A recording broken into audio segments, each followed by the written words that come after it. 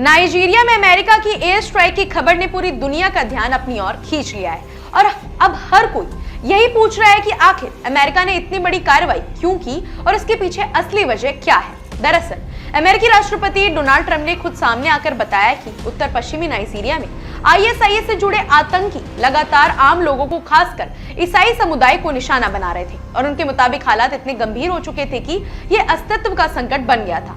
Trump ने अपने social media platform पर बेहद सख्त भाषा का इस्तेमाल करते हुए आईएसआईएस आतंकियों को आतंकी कचरा कहा और दावा किया कि ये लोग मासूम ईसाइयों की बेरहमी से हत्या कर रहे थे।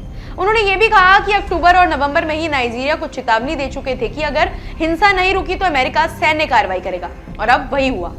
ट्रंप के आदेश पर अमेरिकी सेना के अफ्रीका कमांड ने नाइजीरिया के सोकोटो राज्य में आईएसआईएस के ठिकानों को निशाना बनाते हुए हवाई हमला किया, जिसमें कई आतंकी के मारे जाने का दावा भी किया गया है। इस हमले का वीडियो भी पेंटागन की ओर से जारी किया गया है, जिसमें युद्धपोत से दागे गए मिसाइल जैसे हथियार साफ दिखाई देते हैं। दिलचस्प बात यह है कि यह कार्रवाई नाइजीरिया सरकार के अनुरोध पर की गई, जिसे पहले अमेरिकी अफ्रीका कमांड ने स्वीकार किया था। हालांकि बाद में वह पोस्ट हटा ली गई। नाइजीरिया के विदेश मंत्रालय ने भी बयान जारी कर साफ किया है कि एयर स्ट्राइक अमेरिका और नाइजीरिया के बीच चल रहे सुरक्षा और खुफिया सहयोग का हिस्सा है, जिसमें आतंकी नेटवर्क को कमजोर करने के लिए जानकारी साझा की जा रही है और रणनीतिक तालमेल के साथ कार्रवाई हो रही है। मंत्रालय ने कहा कि उत्तर पश्चिमी नाइजीरिया में हुए ये सटीक हवाई हमले आतंकवाद और हिंसक उग्रवाद के खिलाफ साझा लड़ाई का नतीजा है।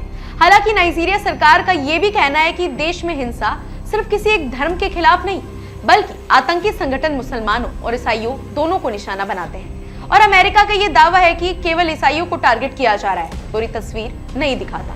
इसके बावजूद नाइजीरिया ने माना है कि वह अमेरिका के साथ मिलकर अपनी सुरक्षा ताकत और खुफिया क्षमता को मजबूत करेगा। इसी बीच अमेरिकी रक्षा मंत्री पीट हेग्सेथ ने भी बयान दिया और नाइजीरिया सरकार को सहयोग के लिए धन्यवाद कहा। साथ ही चेतावनी भरे लहजे में लिखा, अभी और भी कार्रवाई हो सकती है।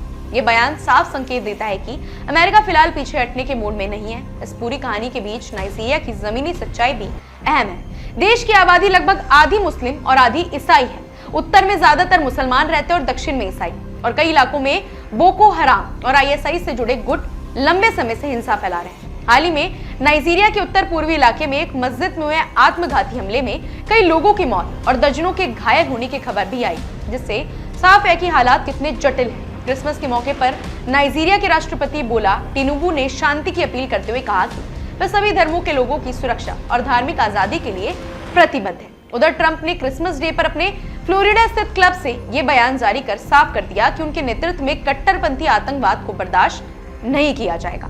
अब सवाल आपसे भी है, क्या ये कार्रवाई नाइजीरिया में आतंकवाद को सच में कमजोर करेगी या इससे हालात और ज्यादा बिगड़ते चल जाएंगे? क्या धर्म के नाम पर हिंसा की ये आग थमेगी? फिलहाल इतना तय है कि अमेरिका ने नाइजीरिया में बड़ा संदेश दे दिया है और दुनिया अब आगे की चाल पर नजर टिकाए बैठी है। फिलहाल ऐसी ही अपडेट्स के लिए जुड़े रहिए हमारे चैनल द इंडिया मूव्स के साथ।